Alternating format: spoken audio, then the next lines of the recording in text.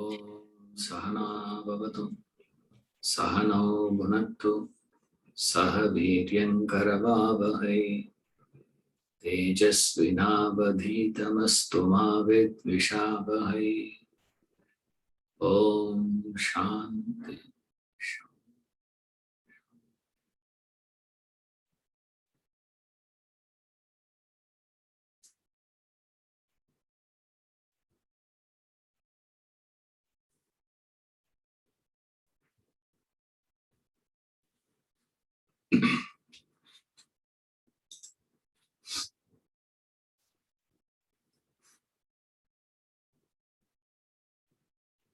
Positive religion. When you practice religion with the idea of reduction of desires, thereby you reach moksha, enlightenment. That is positive religion. When you take up the spiritual disciplines or religious practices with this idea, it is positive, he says. The problem is to work for the reduction of desire is very painful. It's very easy to work for many things. It is easy to work towards the other aspects except to reduce your desires, reduce your attachment. To reduce this, so the mind will immediately picture, can there be something else we can do? We will go for the spiritual pilgrimages, religious pilgrimages. For what? So when a person is going for a pilgrimage, stand there and ask. Like these people ask, when you're coming out of a newly released movie, they stand outside the theater and ask them, how is a movie? How is a movie? Like that. Go and stand and ask all those people for what you are going, for what you are going, for what you are going. No one would tell you, I'm going to reduce my attachment. I'm going for the reduction of my desires. I'm going with that idea. Do these various rituals you practice, various, festivals you celebrate, ceremonies you do, go for various temples or church or mosque or any religious place. You go, anything that you do in the name of religion. You have to ask this question, what is the agenda? Through that practice, what are you trying to achieve? If you find 1 in a million, just for the sake of it saying, I'm doing it for reducing my attachment, involvement, possessiveness, ego, desires. I'm doing it for that purpose. Including you people sitting in the class right now. What is the agenda? The Tuesday evening we have class, no? So Tuesday evening, 7 o'clock, we are supposed to have the class. Therefore, I'm sitting in the class. If that is the case, then it is not a positive religion. If you are sitting through the session with the idea of reducing your desires, knock off your ignorance, knock off your attachment, possessiveness, ego and egocentric desires, to reduce your selfishness, self-centeredness, etc. The words can vary. You see, each one will use different words, in fact, right? But not words which are pretty vague, vague terms, terms which are too abstract to understand.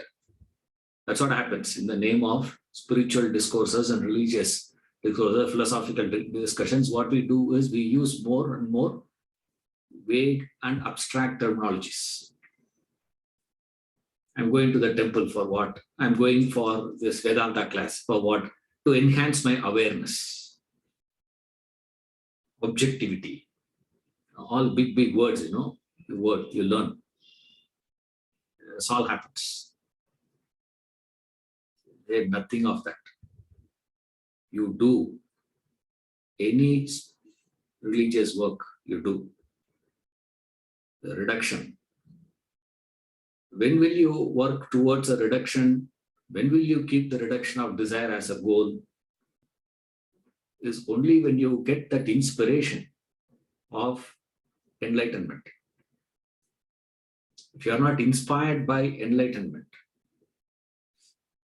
there's no way you will have the goal of the idea of reduction of desire as the goal. So when you ask a man who is religion, positive religion, he will not say, I am going to be working for enlightenment. He will say, I am working to reduce my desires. Knock off my desires. When you knock off the desires, enlightenment is automatic. Now, why you are not enlightened today is because of the presence of desires. Delete the desires, you get enlightenment. So the goal is what? Not to win the trophy. The goal is not to win the trophy, to score runs, to get the wickets. That is the goal. When a bowler is coming to bowl the delivery, he will come with the idea of what? I am bowling so that I will get trophy. No, he comes with the idea of taking the wicket, containing the batsman. And the batsman is batting not with the idea of this. But eventually, if he were to be performing that properly, whatever he is supposed to be doing, if he is a bowler bowling proper, if he is a batsman, if he is batting properly, then they will score the required runs and definitely they are going to win the trophy automatic. There's no special effort that you have to put in to win the trophy. If you say I'm putting in effort is not to win the trophy, effort is to score the run. So he's supposed to be scoring. When he is batting there, his full concentration is on scoring. Similarly, your full concentration when you say that I am doing any religious disciplines, any spiritual discipline when you take up with this idea, then you are practicing. Otherwise, you are not doing anything. Then you can do, what are the things that you can do? He says there are 3 ways in which your desires are causing that obstruction. How? Poor quality of desires. The quality of desires are so poor. Then quantum of desires are too many. Another problem. Third problem is the direction of your desires. Is it towards the world or towards the self, towards the terrestrial or towards the transcendental? That is a great question. So the direction is towards these things. So when you are so interested to win the trophy, you will go to any extent. You will not give up till the last ball delivered. You will turn everything possible. Only when you are inspired by that goal of enlightenment. However you are inspired by the goal of enlightenment, your effort is only towards reduction of desires. So never lose sight of that. Desires in the form of poor quality, too much of quantity, direction is towards the lower, not towards the higher. So change the direction, reduce the quantum, and increase the quality. When you do, what is going to assisting you to do that is where the three spiritual disciplines or religious disciplines has been given to you as Bhakti Yoga to improve the quality of your desires.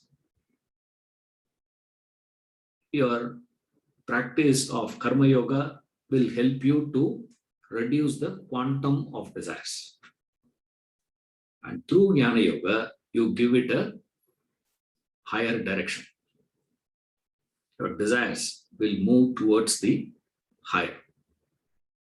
So through these three practices, you can handle. So those who practice that, they will get this. And anything other than this, the person is not interested. That's what Mundaka Upanishad says.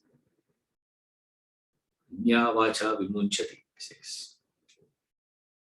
And the Upanishad invocation starts with this. Let us desist from any other talk. Bhadram karne vishruniyama deva says. Invocatory prayer. Let me hear all the auspicious things, all good things only. What is a good thing? Good is whenever you do reduction of desires, that is good. Anything other than this, that is not good. Anything other than that is bad. So we say, what is that we are going to do, sir? You desist from entertaining any other thought, any other emotion, any other action. Through action, you deal. Through emotions, you deal with your desires. Through thinking, you deal with your desires. That is Karma Yoga, Bhakti Yoga, Jnana Yoga. Through Karma Yoga, what will happen? Karma Yoga will not help you to do anything other than reduction of the quantum. Then this you have to practice, as we have seen earlier topic, according to your individual personality nature. How much are you emotional? How much are you intellectual? How much are you active? Based on that, you take up these disciplines and practice. For this purpose, it is called positive religion. Yes. So this is the role of Karma, Bhakti, and Jnana Yoga. We'll see more. Page 285. Reading. Reading, huh? Yeah. Page 265, new book, second paragraph. The general idea, therefore, is to fix your attention and concentration upon the inner self in and through your transactions of life. Let the body be employed in your obligatory functions. Your mind feel its various emotions.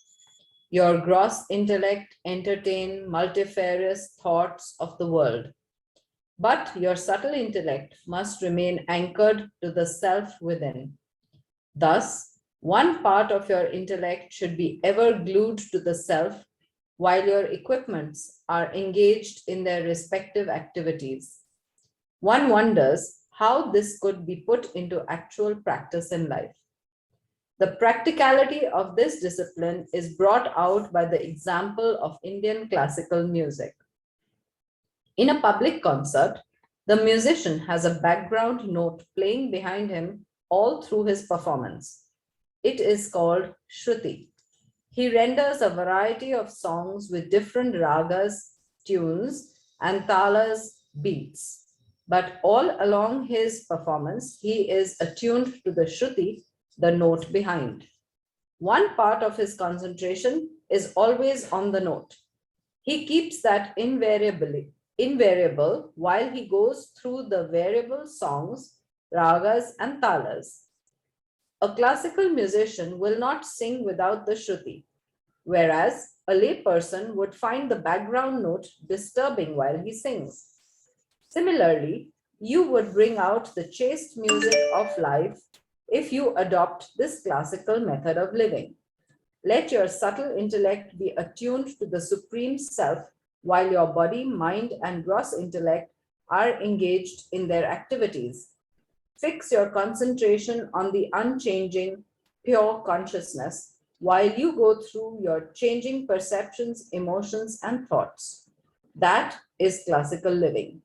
It brings out the melody, harmony in life. Adopting the proper spiritual discipline, you command peace and happiness. Apportion the spiritual courses according to your personal requirement. Make sure the quantum is not too much or too little.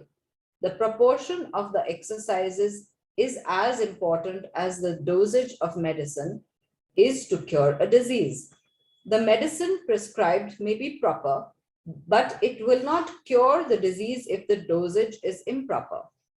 As you progress in your self-development, pitch up higher ideals, self-realization being the ultimate. Continuing your spiritual practices thus in accordance with your nature and capacity, your desires should drop off gradually. When the mind is freed from desires, it becomes balanced, prepared for meditation. You can then apply your mind to single-pointed meditation. With sustained meditation, you shall attain enlightenment. In the geometrical center of the Bhagavad Gita, Lord Krishna declares this impeccable truth in verse 22 of chapter 9.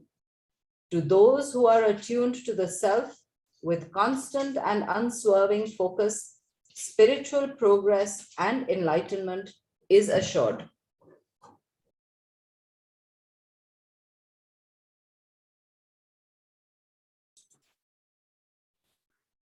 Positive religion is this. Those who are attuned to the self with constant and unswerving focus, spiritual progress and enlightenment is assured, guaranteed, sure to get. But the necessary requirement for that is what? Two things he says. It's a constant and unswavering focus. You don't ananyas chintayanto ma ejana paryupasate yesham nityabhitvanam yoga kshemam hamyaham is what he says. It's supposed to be the central verse of the Bhagavad Gita. Chapter 9, verse 22. Where he gives this assurance, guarantee. See, this guarantee we cannot give in the area of the worldly achievements, pursuits. Worldly pursuits has no possibility. Worldly achievements is not according to yours. But spiritual achievement has only this. As he says, two things here. There are two things that is needed. All that is expected is there are two aspects are there. One is that concentration. Another one is the consistency. You have that concentration and consistency in the spiritual disciplines. Enlightenment is assured. This concentrated and a consistent pursuit towards enlightenment is called positive religion. In the worldly pursuits, you cannot give that guarantee. You can have concentration, you can have consistency, but there is a third factor plays an important role for success.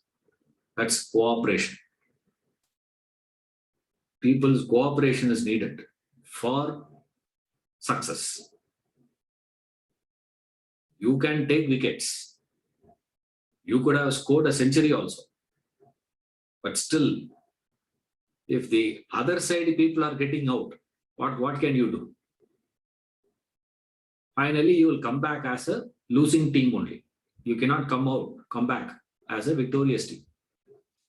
So the victory is not dependent on you alone. The victory is dependent on people around you, your teammates, the market conditions, the government policies over which you have absolutely no control. But that plays a vital role in producing the result. But when it comes to religion, the third factor is taken out. You don't need anybody's cooperation here. But this is where all of us will say, "Sir, I want to attend your class. My wife is not allowing." Or the wife says, "I want to attend your class. Too much of noise, in the house. So, can we have offline class?" Another fellow says, "Okay, we'll have offline class." "Oh, sir, we have to travel. Too much of traffic. So what to do now?" So you think your growth is going to be dependent on, he makes it very clear here, those who are attuned to the self with constant and unswerving focus, concentration. Unswerving focus is concentration, and the one who is consistent. That consistency and the concentration, which is purely under your control. If you lose concentration, it is purely because of you. If you are not consistent with your effort, it is because of you again. So this is what he says. You have to do it. But of course, you can't say that today I had concentration, today I had, one day I have done, therefore tomorrow I have to get. No, it will take time. You can't say, you only said no, enlightenment is assured. By when I will get enlightenment? If I attend your class for 1 year, will I get enlightenment? 2 years, 5 years?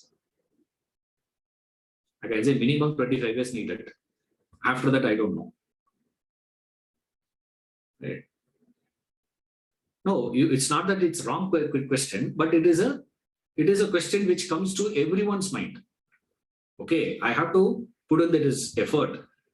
The moment we say it's going to take time, you have to wait.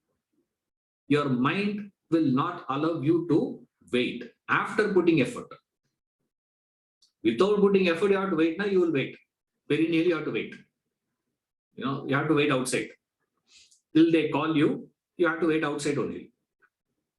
Right. But when you have put in your effort, and then immediately we ask the question, when will I get that enlightenment? So he says, in the Gita, he says, ere long, soon. But he doesn't say immediately you will get it. Why? Because it depends on the factors such as what? The quantum of desires, the quality of your desires, and the direction of your desires. Without referring to those things, we would never be able to answer that question. So how you have to do? You have to take to the spiritual disciplines. The moment we say that I'm going to take that spiritual discipline, I have to have concentration, I have to be consistent. So that means I cannot do anything else in my life. You mean to say that we should not do anything other than attending your class? To which he gives a classic example of the attunement of a musician. A classical musician attunes to that Shruti of Tampura behind. It sets the note. That scale is fixed.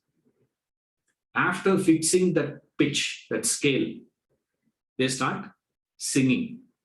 The songs will vary, the ragas will vary, talas will vary, different talas, different speed. different permutation combinations, all that he will go on singing. But the Shruti is fixed and he's attuned to that. Attuned doesn't mean, remember, attunement doesn't mean that musician is going to be listening to it. It's there in the background. That's it.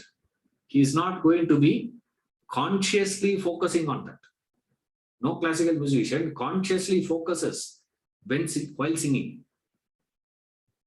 But it's there. Any slip, any change in that, he registers instantly. When the Shruti goes off, he will register. When the Shruti is on, he is not aware of that at all. Remember, that is the beauty of this example. This example, what you need to remember is this. When it slips out, he will register. He becomes alert. Otherwise, what is he? Otherwise, where is his focus? His focus is on who are all appreciating the concert. See, he'll be looking out. Who is, so interesting to see those musicians. You speak, I ask them, no. They will fix, a few people on the audience.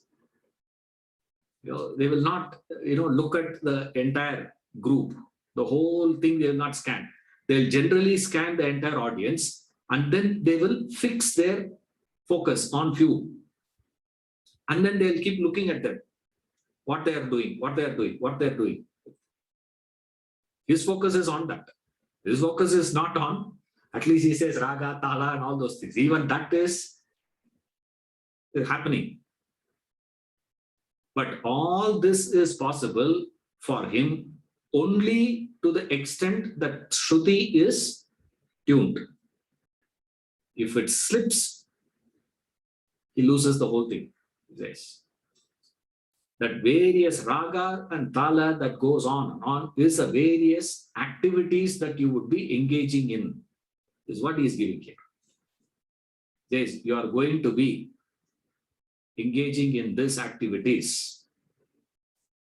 Or why you are engaging in various activities, what is driving you those things is your desires. Desires driving those things and all that, but you have to put in that effort. Initially, when you are learning music, it is so difficult for you to link your singing to the Shruti. Very difficult it is. You can't maintain. It will go off. Sometimes you will not even know that you have gone off in the Shruti. The music teacher will tell you, hey, what happened? Only then you say, oh, I'm sorry. And then you come back. Then you come back. Then you come back. This is the effort that you have to put in. But till you put in that master that, it is going to be a critical period. So during that time, what are we supposed to do? That is where the problem is. Yes, religion comes in to help you to tune yourself. And when you tune yourself and function, it assists you to function in the world also. So today your mind is full of desires, infested with desires. And when your mind is infested with desires, what happens? That mind cannot be having concentration and focus. So the mind will infested, the desires will run in all directions. You go everywhere. You will not even know that it is going everywhere. This is amateur singers. A classical musician has trained himself to tune into that Shruti. So when it goes off, he becomes alert. Similarly, a classical living is called positive religion. So when he says positive religion, what he is referring to? Is referring to that effort that you put in. That effort needs to be done how concentratedly you have to put it, not a casual, solid effort. And that solid effort cannot be put in only for few days, few weeks, few months. You need to be consistent. Consistent effort that you have to put in. If not, what will happen? It will go. So that is what he says. As initially, what you have to do, learn to manage the mind, then develop that mind, and then go for realization. So self-management, self-development, and self-realization. Because you cannot cut off from all desires. You see, this is the predicament of our life. So when you have desires, you cannot tell that man, simply strangle all the desires. Drop all the desires, no. It would be exactly like going and telling a man who is addicted to alcohol, drop the addiction, no. Stop smoking, no. All that you have to do is what? Don't smoke. Means what I have to do? Take the cigarette and drop it. And he will drop with the right hand and catch in the left hand. Oh, it's not possible. Now you can't ask the man whose mind is infested with desires to drop off all desires. Nor can you tell that man to, okay, you have desires, no. Chalo, it's okay, doesn't matter. Fulfill it. Go ahead. Promote it. Go ahead and try to fulfill your desires. The fulfillment of desires is not possible, nor can you strangle the desires possible, stifle the desires possible. Then what will you do?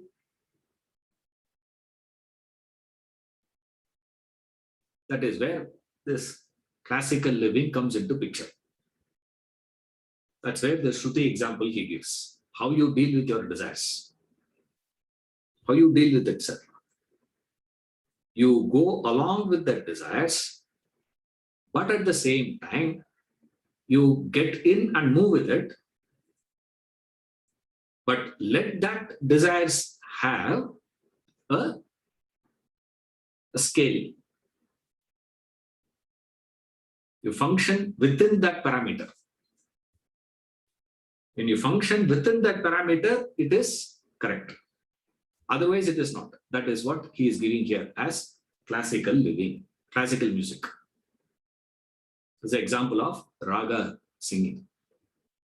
You sing a raga, the raga has a particular pattern. You stick to that pattern. You don't change it. Sagama-pa means you sing only that sa-ga-ma-pa. You see, you don't bring in re. Suddenly you can't bring in Rishabha inside. If you bring in Rishabha inside, it changes into a different raga. No. This is the thing fixed. You have to sing within this only. Within this, you can go on and on and on with various permutation combinations allowed. But you cannot go beyond it. That fixation should be there. What is that fixation? That fixation is what he says here as the goal of enlightenment. When you function with that goal and the process is the practice of karma bhakti jnana towards the goal. So everything is operated within these parameters.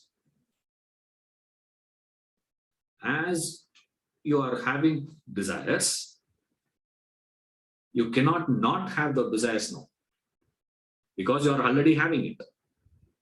Now what to do? So, as you are going to be following the pressure of your desires, you operate within. What are the desires you have?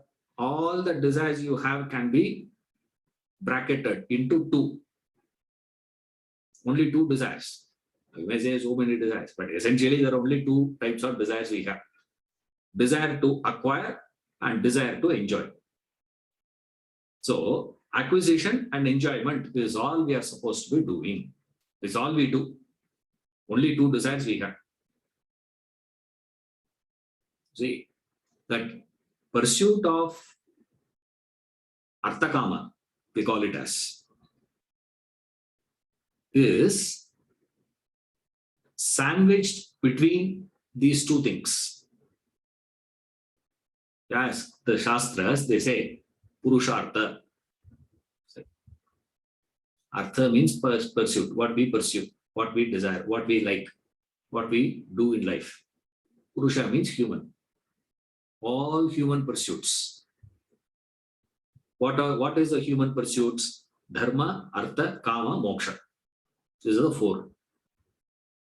In that, what is every human pursuing?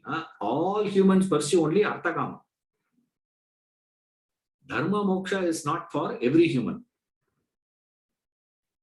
So, how they should have arranged it is Artha, Kama, Dharma, Moksha. Why? First thing we all want is what? Acquisition. No. I have to get this, I have to get this. Why do you want to get all those things? Only to enjoy. Like he says, you put in so much of effort, you buy a car. For what? To enjoy the drive. Right? Or enjoy the status, whatever it is. You put in so much. There are people who buy a car. Why did you buy Mercedes Benz now? No, sir. Now it's a status. Only then people will value.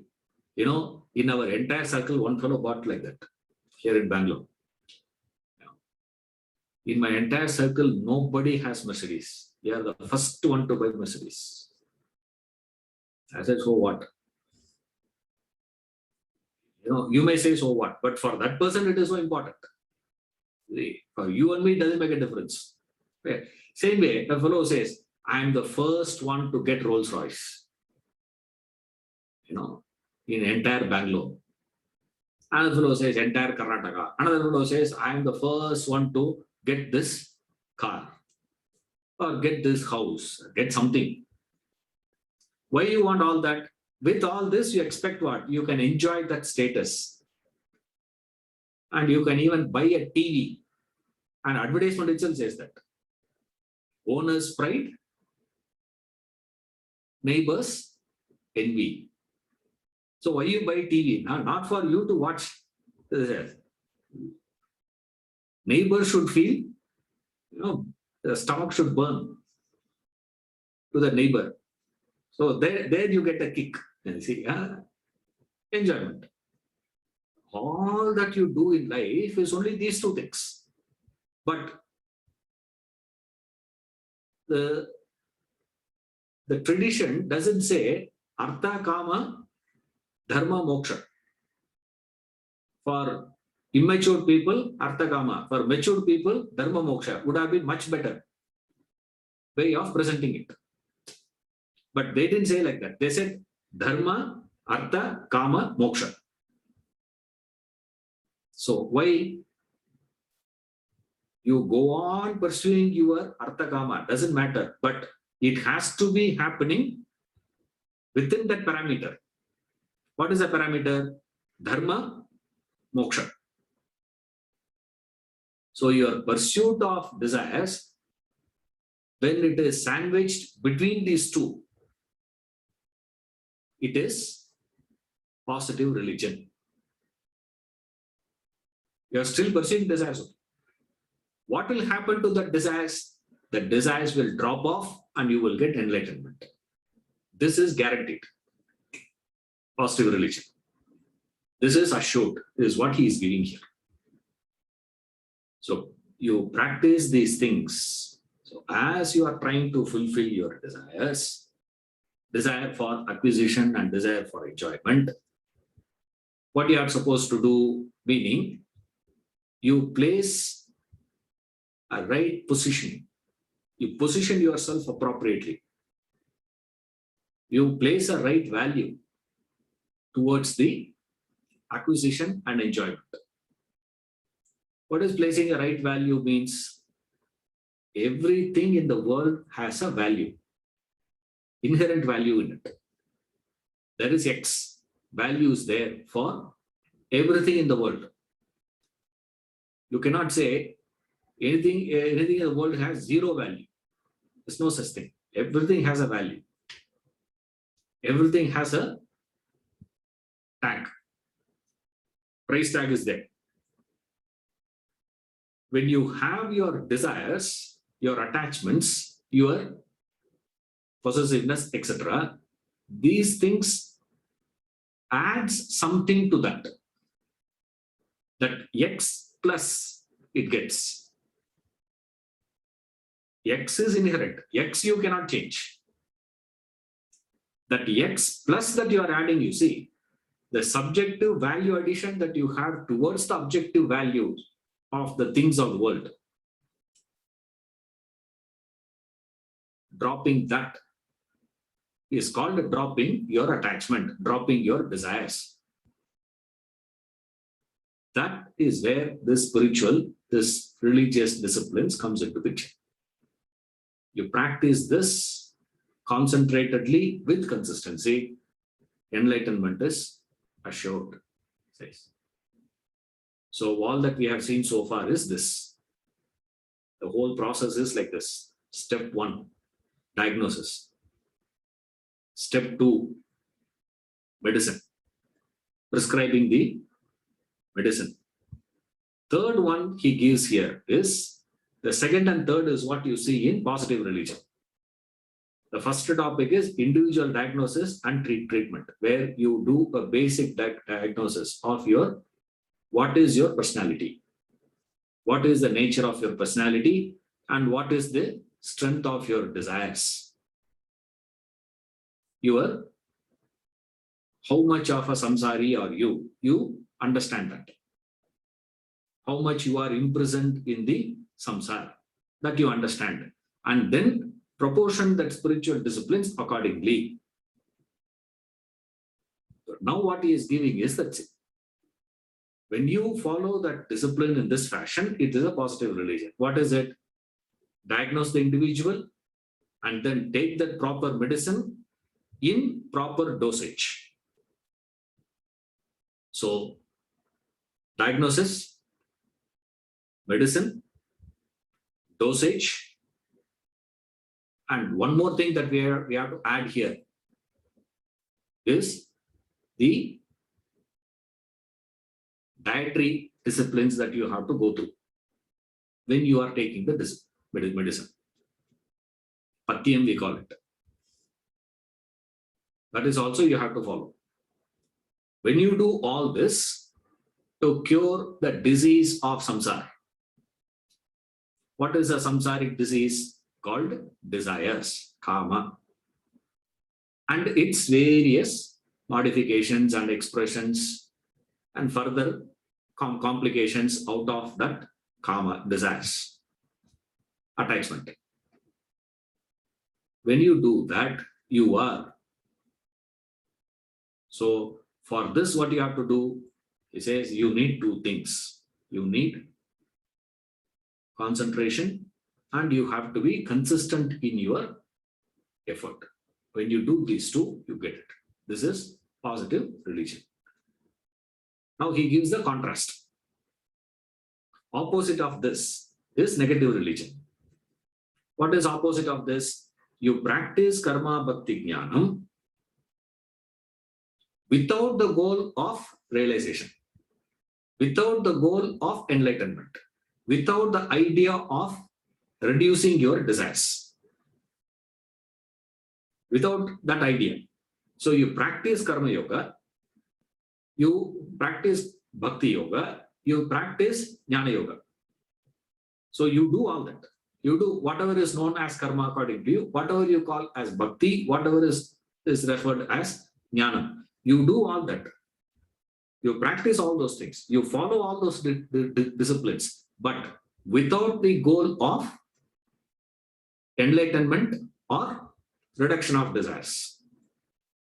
So when you do without it, it is referred as negative religion. So this is a base idea. And then he elaborates. Various ideas are there in this. Nice one. Yeah, let's see. What is negative religion? Yeah.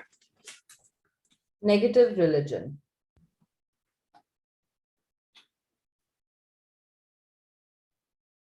Negative religion. Most spiritual practitioners employ religion for mere worldly gains, use religious means to serve their personal ends, with no thought of eradicating their desires, no attempt at spiritual evolution, no idea of attaining the ultimate state of enlightenment. People in every faith go to religion just to satisfy their material, emotional, or intellectual demands. Their approach is purely utilitarian, selfish, and self-centered. All that is negative in character.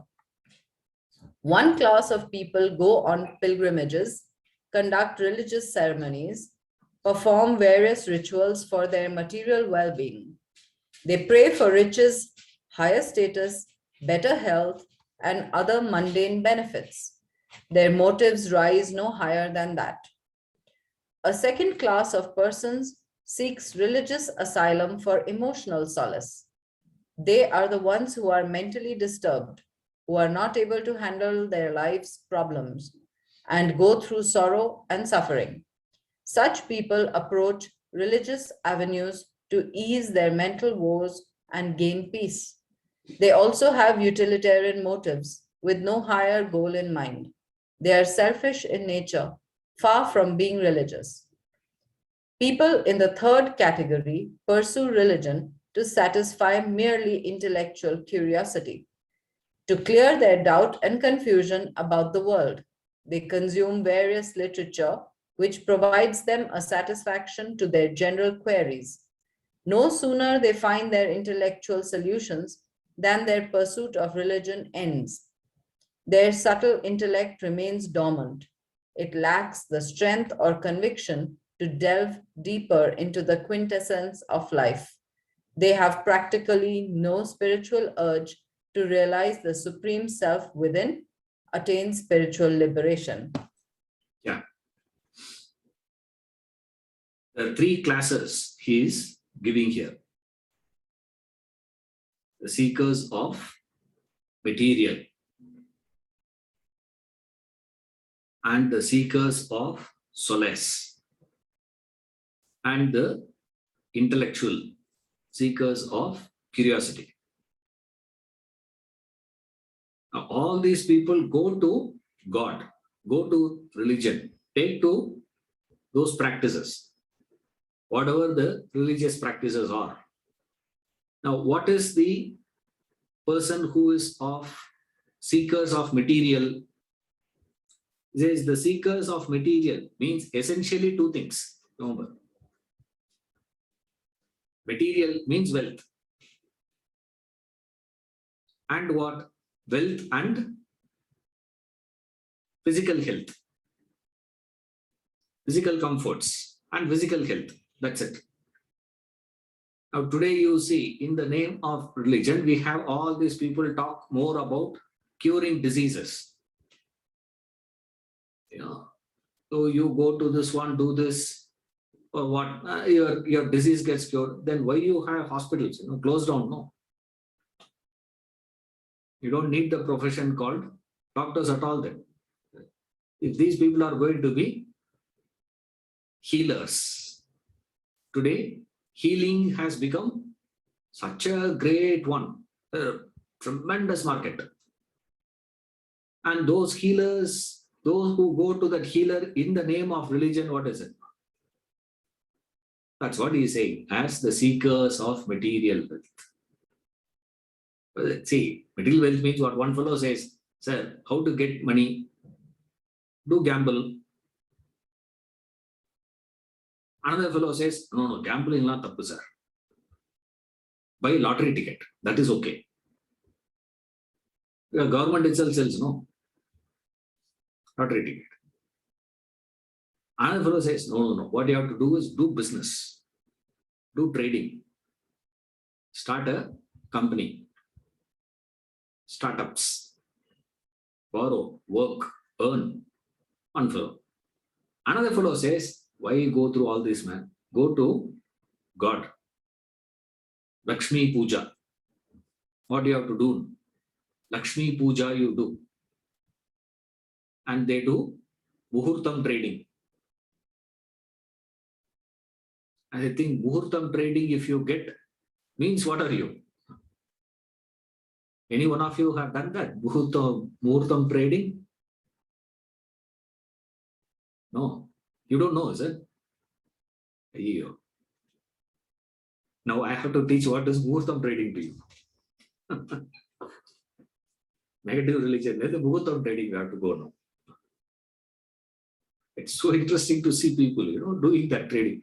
Why? Sir, that, during that Muhurtam on that day when you do the trading, if you get profit that time means, that's it. Throughout the year, you will have profit only. And another fellow, so he says, okay, another fellow went there and he lost all the money. And that fellow says, sir, in the Muhurtam trading, if you lose all the money, all your papas are gone. So, you lose money, correct. You get profit, correct. Then, no logic I couldn't understand. I said, no, all that you have to do is what? Get this, get that. Another fellow says, Vastu fish. There's a fish called Vastu fish. It's unbelievable to see that. What is, all these people are looking for some higher powers. You see, they are connecting to the higher powers. They believe in something higher. They believe in something beyond me and my capacity. They believe in that divine. They seek that divine intervention for what? They seek only for this. Or another fellow says, sir, I go to this temple. Why? There is a lower back pain. I had been to this doctor, that doctor. I have tried everything. Nothing worked. The pain persists. So what to do? And this fellow says, all that you have to do is go to this temple and do one puja. Your back pain will disappear. The Shraddha which the person goes and does that puja, you have to see. Sometimes I wish, you people to have 10% of that Shraddha in the class. What devotion. Fascinating it is. Why? I want to get rid of that pain. That pain is too much for me and I am not able to get rid. As usual, medications and medicines are not working. Now what to do? And the person goes to God, divine powers, and says, please come and take this pain out. Okay. Lord Muruga comes and uses his spear and pokes, and the pain disappeared. Okay. After that, what are you going to do?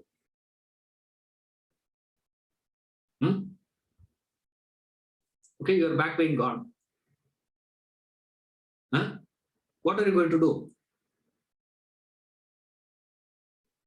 You are healed. After getting the healing, what are you going to do? Go back to the world, indulge more. That is the idea, no? Why you want to get rid of the back pain today? is because this back pain is interfering with your indulgence. You are not able to indulge in the world. Therefore, remove this. Once it is removed, there is going to be a free flow, smooth flow towards this. This is the process. And that's what he says. Now, essentially, what is the practices? He says, those who are going for richness, better health, higher status, no material, Mercedes Benz. That's what he is referring to. First Mercedes Benz in our family circle. All this is called a seekers of wealth. Then he says the second class of people go for emotional solace. Why? Because they are emotionally disturbed, mentally disturbed. See. So what they do, what is it? The disturbance can be from anything. The source of disturbance can be anything, but they are mentally disturbed. So they go to these places to seek that mental disturbance, solution for that mental disturbance. Let me go to some place 1 week, sir. Go somewhere, come back. And then again same question. Okay, you being there, and that fellow says, oh, that temple, that pilgrimage, or that place is so peaceful. I go to this, there's one 5-star deluxe spa there. Really, people come there. So peaceful here, sir. And as I finish a class with these people, I have a special session for the employees. And every one of them say highly stressing it is. Same place. So he says, to make you people live peacefully, I have to get so disturbed. You think they are so peaceful, so happy. Not. All this, this air hostess, IA, please come, welcome. They keep standing there and smiling. And the moment they close the screen, you should see what they do. And then the moment over the screen, they come outside and they say smilingly, sir, what do you want to have? What do you like to have? This, that. And you ask some stupid things you ask. And they smilingly, they'll give answer to all that. After that, they go inside. No. First thing they do is what? Curse you. If the flight is full, they are stressed. So they wish what? Let there be more corona. So what? Flights will not be flying full. So we can relax. Otherwise, too taxing it is. Remember, the flights they used to serve meal, from Bangalore to Pune, you go, they have to serve meal. Flight is full. The flying time itself is 2 hours. In 2 hours, they have to serve everyone and then take back everything and clean that place and keep it ready for landing. They can't do for the first 20 minutes. They can't do in the last 20 minutes. So in between, they have just about 90 minutes for them to do for the whole thing. And each one will ask what? One doubt. One fellow will have call here, call there. So when the flight is empty, they are so happy. Disturbed. You are disturbed because of this. So that person says what? I'll go to this ashram. So peaceful. Then why don't you stay there? And that is not possible. Why? The pressure of desires will not allow you. Disturbance. That's that emotional category. They go there only to ease their mental pressures. Something happens to you in life. Some experience, some tragedy strikes. It is tragic. I'm not saying it is not tragic or anything. But what you have to see, he is not criticizing. Remember, when he says negative religion, don't take it as criticism, please. He says, this is not the purpose for which it is created. That's what he's saying. He's not criticizing or anything. He says people do it with this idea also. But what you go to God as a source of solace, to get rid of your mental pain, to all practices.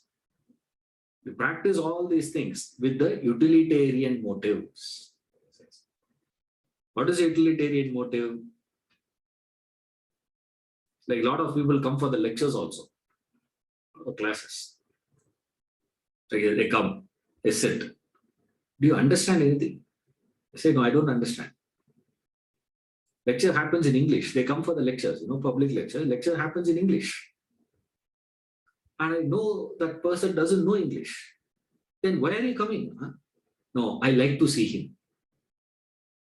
I said, what? I like to see him means what? I say, I like to see him. One lady said, no, I like to see him. So I have come all the way. From there he has come with so much of difficulty for what? I don't understand what you are saying. Something you are talking about, something he speaks. But the way he speaks, his voice, his presence is so soothing. See, so pleasant to hear his voice. To see him is so peaceful. Therefore, what are you going to do? I go for that thing. This is called emotional solace. Then he says, there is a third category who pursue religion for the intellectual curiosity. The third one, he says, comes with the curiosity. Who is an intellectual curiosity? The fellows who come for the intellectual juggleries. Debate. I think we are the only, culture who had debate as entertainment. You know that? Nowhere they had debate as entertainment. Only here we have that.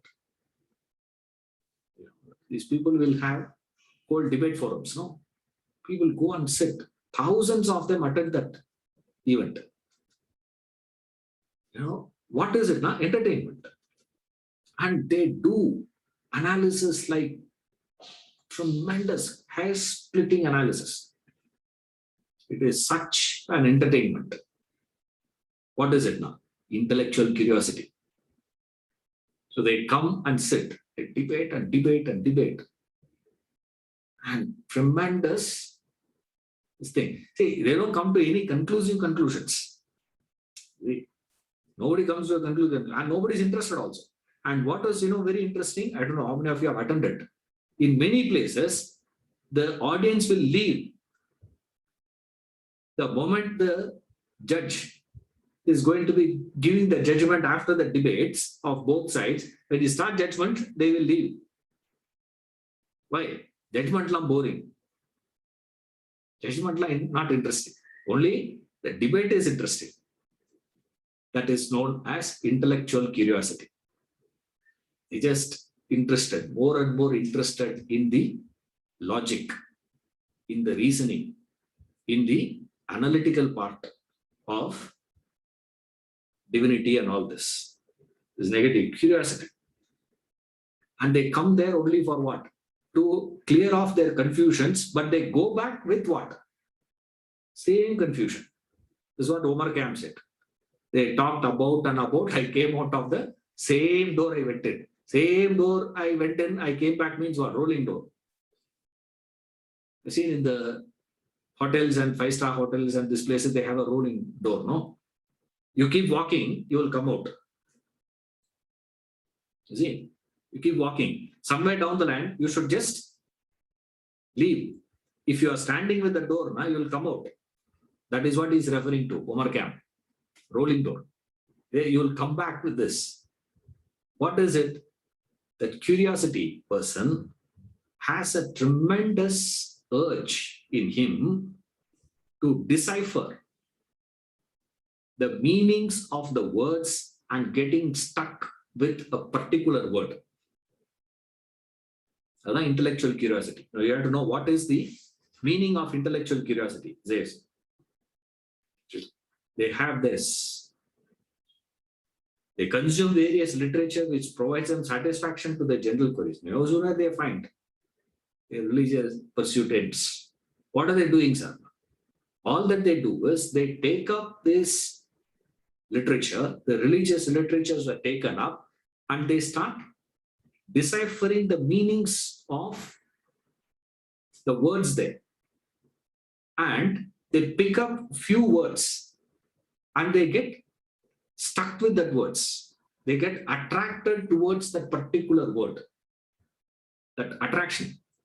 And once you get stuck with some word, everything that is given to you henceforth will have to be given in that word only. Only then you will listen. Otherwise, you will not listen. Like there are people to whom you can say whatever you want to say and finally say, this is what Shankara says. That's enough. Oh, Shankara says that must be correct. So all that I have to say is what? Just give that a stamping of Shankara. Where he said, when he said, all that I don't have to establish. All that I have to say is, yeah, Shankara or Madhva or someone, whoever I am stuck with. This is called intellectual curiosity. You are stuck with words, words, words. And of all the three fellows, the most dangerous one is the third one. Gee, the most dangerous fellow is the third guy. The first to do is very easy. The third one has a tremendous one. They just come for intellectual entertainment.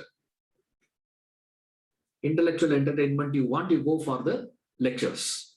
That's why the fellows will go for any lecture. I know a lot of people who every day they check the engagement column those days. Now I don't know. Now they'll check all the YouTube channels perhaps. They'll check the engagement column where all there are discourses happening. They go and sit in all those discourses. Not with openness or anything. So wherever they go, when they come out, they keep coming out with the idea of what? What he said, what she said. Oh, there, that person said this, here, this person says this. This will add more and more of confusion. Instead of providing clarity, there will be more of confusion. And people who deliver lectures also have got a lecture formula now.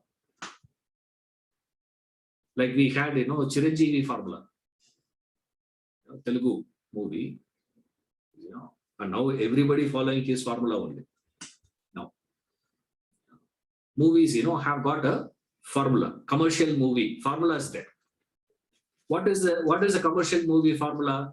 There has to be one sentiment, comedy, tragedy, fight.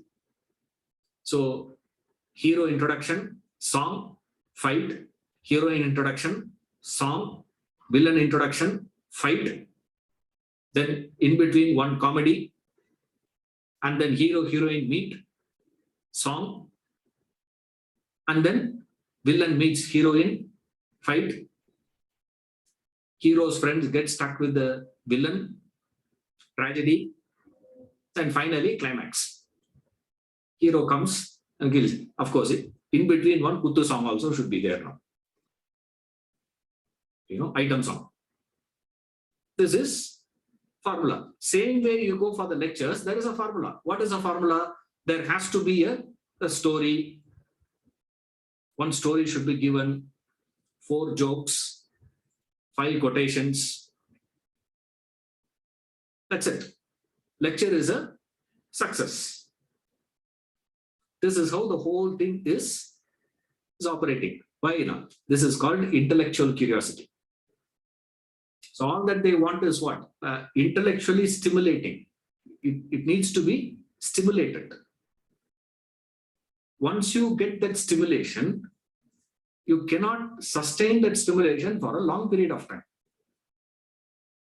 That's not possible. So what happens? You get stuck with something. What do you get stuck with? You get stuck with some word, some statement, some personality, some idea. After that, what is this? Everything that is to be communicated to you should be communicated in those words only, in that language only. You see, Sanskrit. Now, what is this? You're taking all the classes, but no Sanskrit at all. If you're not giving Sanskrit quotations, what are you? You don't know Vedanta. You know, Vedanta means what? You have to give Sanskrit quotation. This is one person. I'm not saying only he is. Remember, I'm just giving one example. Right? Now I can go on giving examples with reference to other things. Other things, if I start giving examples, anyway, these people will do editing. They'll edit it and they'll cut off all that. I say, why waste my energy, no? Giving all that. This means there's no problem. What is it now? That's why I'm giving this example. It has to be given in that only. So intellectual curiosity, what is the meaning, sir? Remember, intellectual curiosity means the tremendous craving and urge in a personality to split, to get into the intricacies of words and get involved in that word. That two things happens there. One, they do that and then get involved. Only then it is called intellectual curiosity.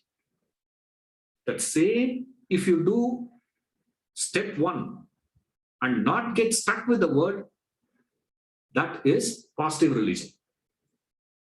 Remember, the difference between positive religion and negative religion is the starting point is same.